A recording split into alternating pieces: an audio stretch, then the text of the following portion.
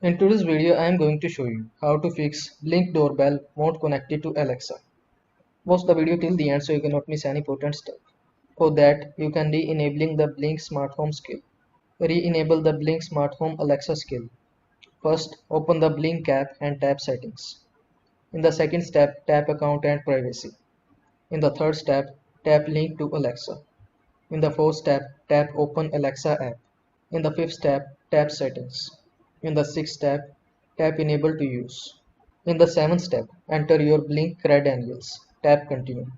In the eighth step, on the Link account screen, enter the email address and password associated with your Blink account. Tap Continue. In the ninth step, enter the verification code sent to the mobile phone number associated with your Blink account. Tap Verify code. If you do not receive a verification code within 2 minutes, tap Resend code. After successfully linking your Blink smart home, you can exit the screen.